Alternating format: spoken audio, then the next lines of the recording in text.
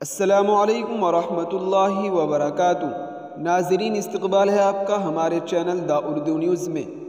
جمعیت علماء ہند کے قومی صدر مولانا سید ارشد مدنی نے ملک میں بڑھتی فرقہ پرستی پر تشویش کا اظہار کیا اور کہا کہ آج کچھ فرقہ پرست طاقتیں ملک کو آگ لگا رہی ہے، معاشرے کو ان سے ہوشیار رہنے کی ضرورت ہے۔ مولانا مدنی نے کہا کہ ہمارا ملک فرقہ پرستی کی وجہ سے ایک مرتبہ ٹوٹ چکا ہے، اگر فرقہ پرستی بڑھے گی تو ملک کو مزید نقصان ہوگا۔ مولانا ارشد مدنی نے آج یہاں قاسم پورہ روڈ پر واقع مدنی میموریل پبلک اسکول میں منعقد جمعیت علماء یو پی کی مجلس منتظمہ کے سرگرم کارکنوں کے کانفرنس سے خطاب کیا۔ مجلس منتظمہ کے اجلاس میں مغربی اتر پردیش کے 17 اضلاع بشمول مراد آباد، علی گڑھ، میرٹھ، باغپت، مظفر نگر، شاملی، سہارنپور، بجنور، ہاپوڑ، غازی آباد، امروہہ، سنبھل، بدایوں، گوتم بدھ نگر، بلند شہر وغیرہ کے عہدیداران اور ریاست کے تقریباً 1500 فعال کارکنان نے شرکت کی۔ جی ہاں ناظرین، آپ کو بتاتے چلے کہ اجلاس میں تنظیم کی مضبوطی پر تفصیلی تبادلہ خیال کیا گیا۔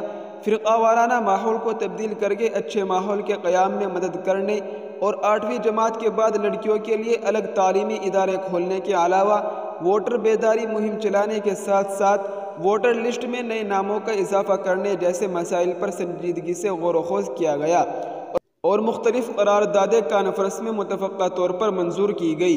اجلاس میں خاص طور سے 5 تجاویز منظور کی گئی۔ جمعیت علماء کا تعمیری پروگرام اور مستقبل کا لائحہ عمل، اس تجویز کو مولانا مفتی محمد اشفاق احمد اعظمی نے پیش کیا۔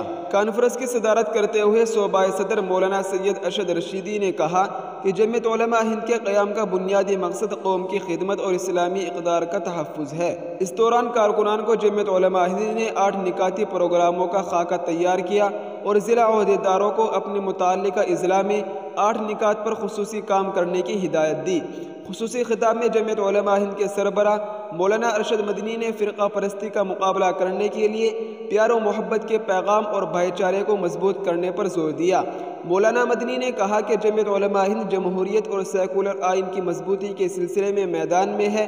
مولانا مدنی نے فلسطین میں بمباری کی شدید مخالفت کرتے ہوئے کہا کہ ہزاروں بچے، خواتین اور نوجوان شہید ہو چکے ہیں۔ انہوں نے کہا کہ فلسطین کے شہری اپنی آزادی کی جنگ لڑ رہے ہیں جبکہ اسرائیل حملہ آور ہے۔ ان حالات میں امریکہ اور دیگر ممالک کا اسرائیل کی تائید کرنا قابل مذمت ہے۔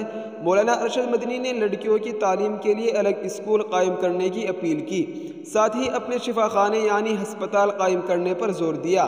کانفرنس میں مولانا کعب رشیدی نے کہا کہ ہندوستان کی جمہوریت ہر ایک کو اپنے مذہب کے مطابق زندگی گزارنے کی آزادی دیتی ہے۔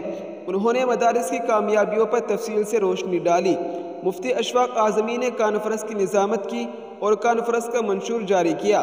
پروگرام کو کامیاب بنانے میں مولانا ازہد مدنی، مفتی خبیب مدنی، مولانا مسعود، حاجی یاسین وغیرہ نے خصوصی تعاون کیا۔ جی ہاں ناظرین، یہ اس وقت کی بہت اہم خبر تھی جس کو ہم نے آپ کے ساتھ شیئر کیا ہے۔ ہماری آپ سے گزارش ہے کہ اس ویڈیو کو زیادہ سے زیادہ شیئر کریں۔ السلام علیکم ورحمۃ اللہ وبرکاتہ۔